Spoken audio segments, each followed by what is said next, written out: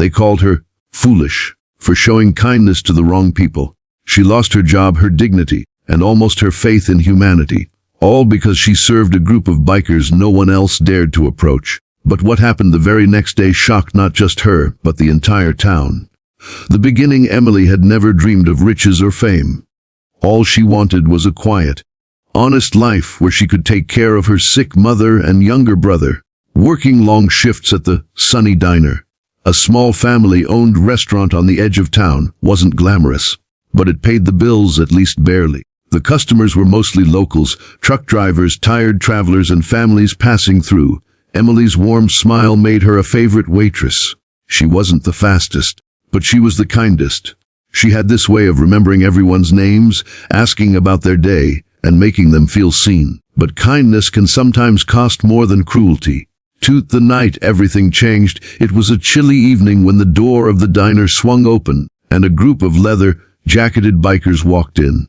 Their boots echoed against the floor, their tattoos caught the eyes of nervous customers, and suddenly the cozy diner went silent. Most people avoided them. Even the manager, Mr. Clark, frowned at their presence. He whispered to Emily, "Don't serve them. They're troublemakers. They'll order coffee and sit here for hours, maybe scare the regulars away." But Emily looked closer. She saw tired eyes, wind-burnt faces, and the wariness of men who had clearly been on the road too long. They weren't monsters. They were human beings, and hungry ones at that. So Emily did what came naturally to her. She smiled, walked over, and said, "Welcome to Sunny Diner. Can I get you something warm to eat?" The bikers were caught off guard. They weren't used to kindness.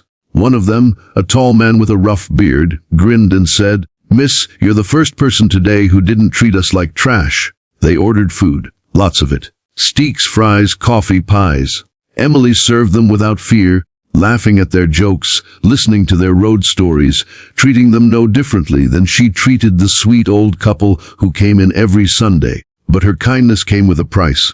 Too fired for compassion, when the bikers left, they tipped generously, far more than most customers. But before Emily could even collect the dishes, Mr. Clark stormed out of the back office, red-faced. "You're fired," he barked. Emily froze. "What?" "Why? You disobeyed me." "I told you not to serve them. They're bad for business. People saw you chatting with them like they were your best friends. Now everyone will think this is some biker hangout. Get your things and go." Her co-workers whispered, but no one defended her. Emily stood in shock, tears stinging her eyes. She tried to explain, but Mr. Clark wouldn't listen. Within minutes, she was out in the cold night, clutching her coat and walking home with a broken heart. To the struggles at home that night, Emily sat in their tiny apartment beside her mother, who was battling an illness that made it hard to walk. Her younger brother, Jake, just 15, looked up with worry in his eyes. "Did something happen at work?" he asked. Emily forced a smile, not wanting to burden them, but eventually the truth slipped out. "I lost my job." Her mother sighed and placed a weak hand over hers. "Oh, Emily, we'll manage somehow." But Emily knew somehow wasn't enough. They were already behind on rent. Medical bills were piling up. Jake needed money for school supplies. She felt like she had failed them all because she had chosen kindness. The next day the morning sun rose, but Emily couldn't shake the heaviness in her chest. With no job, no savings, and no plan, she felt the walls closing in. She tried to stay strong for her family, but inside she was crumbling. Around noon, there was a knock at the door. Emily opened it and gasped. Standing outside were the same bikers from the diner. Dozens of them, their motorcycles parked along the street like a steel army. "What are you doing here?" Emily stammered. The tall man from last night stepped forward, holding a brown envelope in his hand. "We heard you got fired for serving us." Emily nodded quietly, ashamed. The man's expression softened. "You treated us with respect when no one else would. That means something to us." He handed her the envelope. Inside was a stack of cash, more money than Emily had ever seen in her life. This is too much." "I can't take it," she said, her voice trembling. But the man shook his head. "You can and you will, because people like you deserve help. You don't know who we are, do you?" To the revelation, Emily frowned. She thought they were just ordinary bikers. But as they explained, her world tilted on its axis. They weren't just bikers. They were part of a national motorcycle club that raised money for veterans, sick children, and struggling families. They traveled across states, helping people who needed it most, but because of their rough looks, most folks dismissed them as criminals. The tall man introduced himself as Marcus, a former soldier who had lost brothers in war. "We've all been judged by appearances," he said, "but you didn't judge us. You saw us as human. And now it's our turn to help you."